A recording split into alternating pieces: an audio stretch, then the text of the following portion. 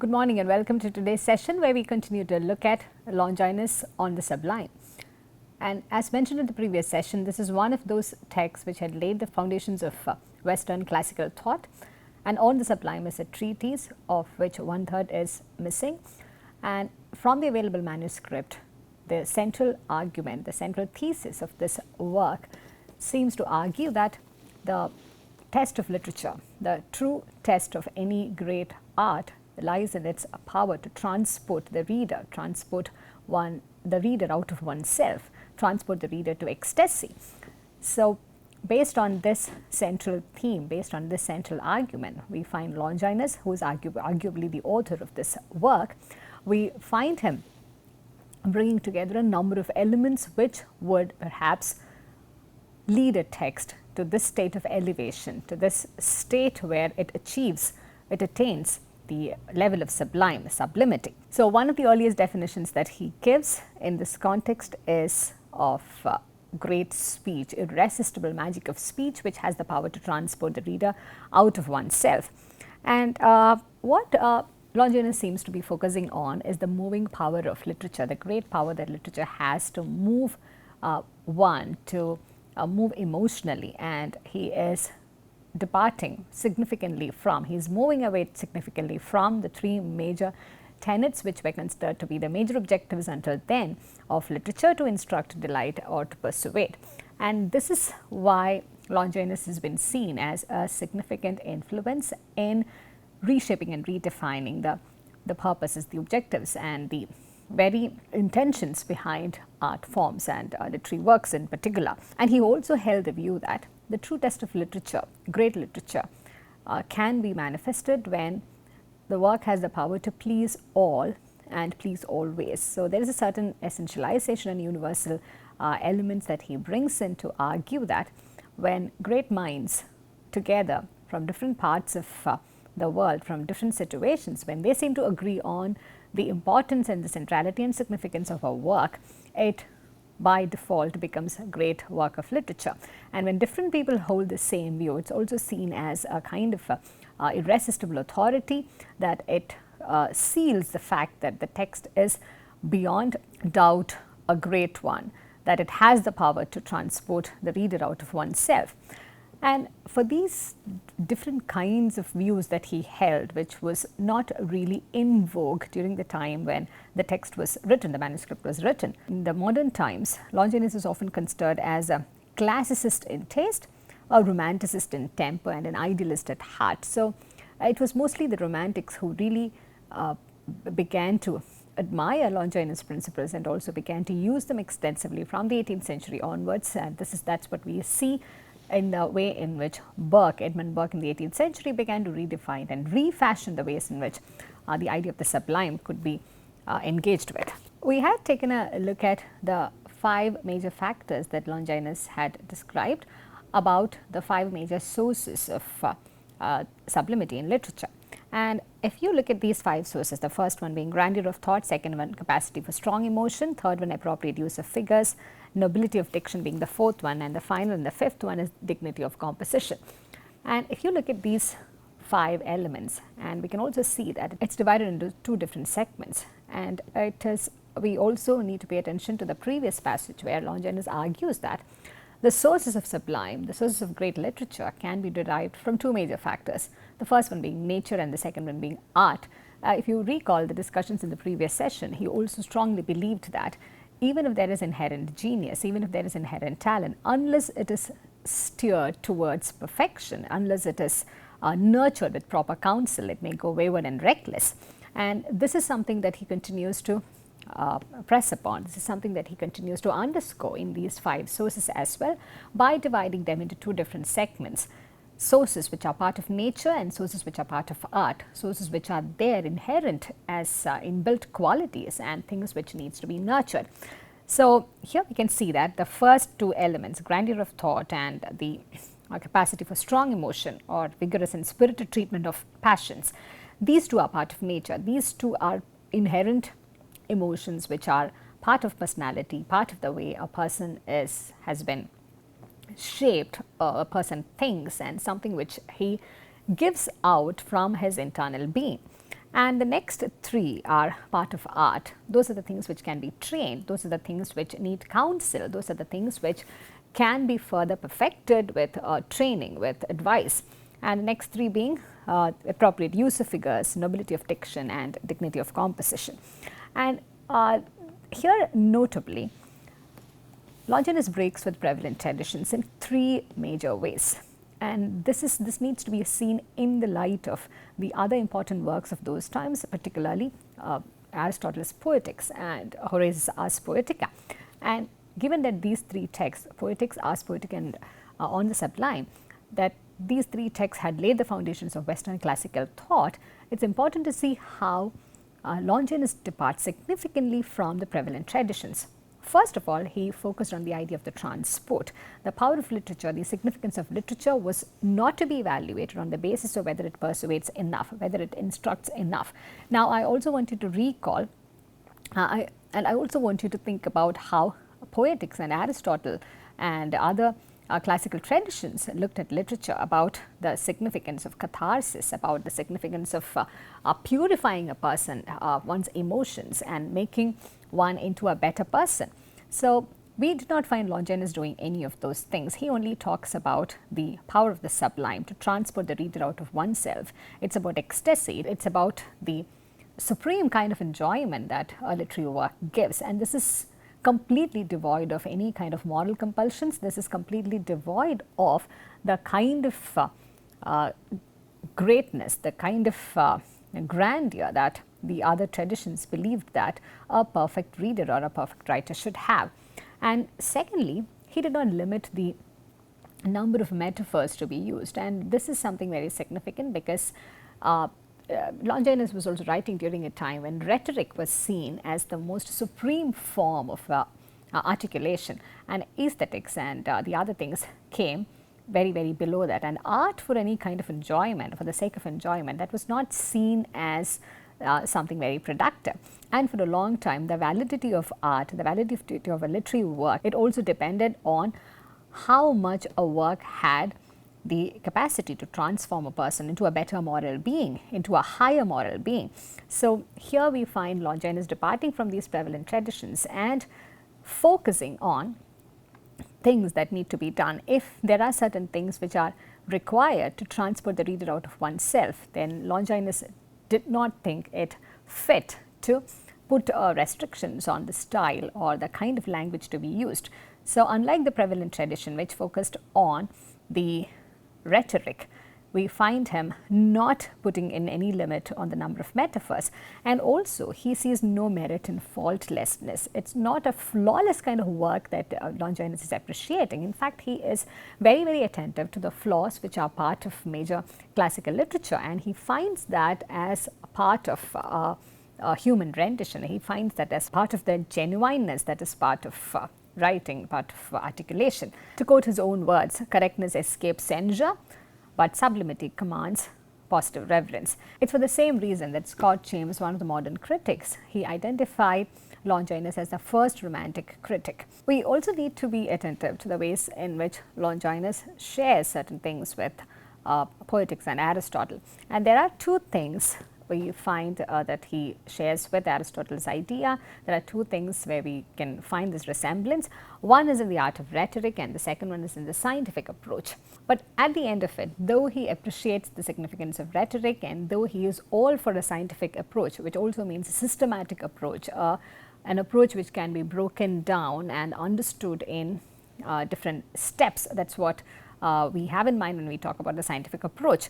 So, in spite of that, in spite of the focus on the art of rhetoric and scientific approach, we find that he is purely pleading for an aesthetic appreciation more than anything. So, that is the aesthetic appreciation of art, and this need not be cathartic, this need not be moral, this need not have any kind of use value or a sense of purpose which will transform a person into a better being or a higher moral being.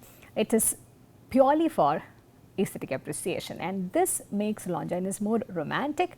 This makes Longinus more a part of the romantic tradition than the part of the classical tradition where he is chronologically situated.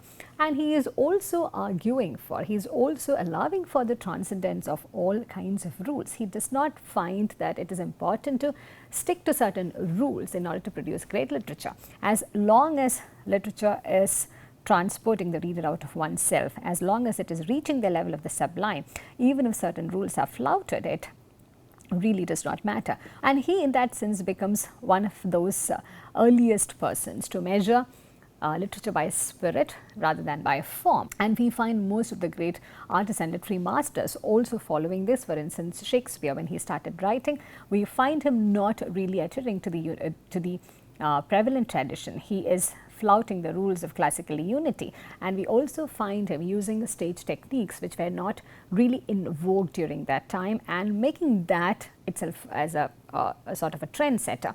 And in all this, we find that there is a sort of a theoretical background that Longinus is giving even before his times. And this is not to say that this framework that Longinus provided, it was instrumental in bringing in more freedom in artistic expressions. But the point that I am trying to drive home is that Longinus, even before the time came to talk about romanticism, even before the time came to talk about flouting the rules and talk about the power of literature to take the reader out of oneself, we find him documenting these ideas and detailing them with great clarity and also with a very well-framed scientific approach. So, when he is talking about literature, when he is talking about any kind of art form, what Longinus privileges is the aesthetic rather than the formal. He privileges the romantic rather than the classical. I repeat, in Longinus' approach, he privileges the aesthetic rather than the formal, and he also privileges the romantic rather than the classical. So, we find a very aesthetic and romantic approach towards writing, towards literature, towards the appreciation of art in general. But at the same time, what makes him classical enough is the fact that he also believed very, very strongly that the kind of aesthetics and the kind of romanticism which has the power to transport a reader out of oneself, it can come only from a noble mind. Here we find him sharing the humanist tradition along with Aristotle, and we also find a lot of resemblance here with the tenets which were put forward in the Poetics.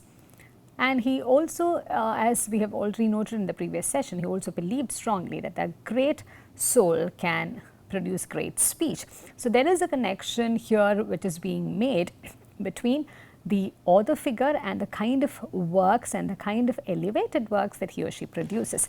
But what makes Longinus different is that though the producer of this art is in possession of a great mind, the work of literature does not necessarily intend to transform the person morally, does not necessarily intend to bring about a catharsis of emotions in the reader. It only focuses on the pure aesthetic experience which elevates, which transports the reader into another ecstatic world altogether. And we also find certain similarities with Plato over here. In a very Platonian way, Longinus also believed that excellence in art can be achieved only through excellence in character. So, when Longinus or Plato or Aristotle, when they are talking about the author figures, the ones who are producing great works of art and literature, they also believed in the moral capacity that this author figure had. This is of course in line with the humanistic tradition. This is in line with the moral compulsions of those times, and we also need to keep in mind that the society in which they lived, society in which they wrote, it also had played a significant role in shaping the way in which they looked at art, looked at literature and looked at aesthetic components. So, there is a very strong underlying moral element and a moral compulsion which is also defining the ways in which art, literature and critical traditions have been formed and framed. There is something very significant about some of the excerpts that Longinus uses in this work. I want to draw your attention to the ways in which he refers to the book of Genesis in the last paragraph in this page. And thus also the lawgiver of the Jews, no ordinary man, having formed an adequate conception of the Supreme Being, gave it adequate expression in the opening words of his laws. God said, what? Let there be light, and there was light, and let there be land, and there was. It's very, very important and significant to note that along with other Greek plays, along with other Greek masters, he's also quoting from the Bible, from the book of the Genesis. And this also gives us a sense of the background, the context and the familiarity that Longinus had with the prevalent traditions, and also about the familiarity that perhaps during those times Longinus and others had with Christianity and the books which were part of that. And this excerpt and this reference from the book of Genesis, let there be light and there was light, this draws our attention to three major things, as some of the contemporary critics also indicate and point out. It emphasizes on a literature of power rather than on a literature of knowledge. So it is really not about scholarship, it's really not about building the knowledge level, it is about power, the power of transforming.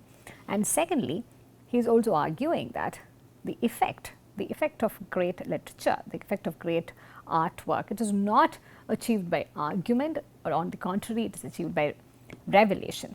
And thirdly, literature is not about a propaganda, it's not about sermon, it's not about entertainment, it's about a vision. So more than the spirit of knowledge or argument or the power of propaganda, sermonizing or entertainment, what Longinus seems to focus on and underscore is the power of literature to transform. So more than all this, what Longinus seems to emphasize is on a literature of power, a literature which reveals, a literature of revelation, and finally a literature of vision. And this is what makes great literature. This is what enables the reader to be transported out of himself with this sheer power of the sublime. So the truly sublime, in Longinus' words, it's about an uplifting effect. More than anything, more than the transformation that the reader may or may not undergo in a moral sense, in an ethical sense, it is about this ecstatic power which transports the reader out of oneself and gives an uplifting effect in his life. And as we begin to wrap up this session, it's also important to remember and recall that Longinus had a very significant role to play, a very significant influence on post-Renaissance critics, and this was also the time, incidentally, when the work was rediscovered, as we had noted in the previous session as well. Immanuel Kant, for instance, was deeply influenced by Longinus and his ideas of the sublime, and Alexander Pope had paid a very telling tribute to Longinus, and very importantly Edmund Burke in the 18th century. He had refashioned and redefined the ways in which the ideas of the sublime could be accessed and could be engaged with. So today when we talk about the ideas of the sublime, it's not just about the power of language to transport, it also talks about various other things which also has theories related to aestheticism complementing and supplementing it. I hope this discussion has been useful for you to enter this text with more clarity and also grasp the fundamental elements that it is talking about. And as we begin to wrap up, there's one final point I want to leave you with. This work on the sublime, incidentally, is not the only work that Longinus had written about. We do find some clues about that in this text, where he refers to and talks about the definition of the sublime in section 9. I have hinted elsewhere in my writings that sublimity is, so to say, the image of the greatness of soul. So if there's any way in which sublimity can be attained in a particular work, we are not really talking about the effect that it has on the reader. Longinus here is talking about how this level of sublimity can be attained. In a nutshell, in a single phrase, he is telling us it is in the image of greatness of soul. And he also says that he had written about this elsewhere as well in his other writings about sublimity. So we have every reason to believe that maybe there was an ongoing discussion and there was an ongoing engagement with this idea of the sublime when Longinus was writing this. And this also gives us further insight into the understanding of the formulations of the Romantic and how the aesthetic began to undergo significant changes, especially in the later centuries. And accessing the idea of the aesthetic, accessing the idea of the power of literature to transport and power of literature to take one to ecstasy, it begins to make more sense when we do such a chronological and systematic survey of literary critical traditions from the 1st and 3rd century onwards. So with this, we wrap up today's session. I hope this discussion was useful for you. I also encourage you to take a look at the original text in order to get a hang of what Longinus had been discussing about. I thank you for listening to this, and I look forward to seeing you in the next session.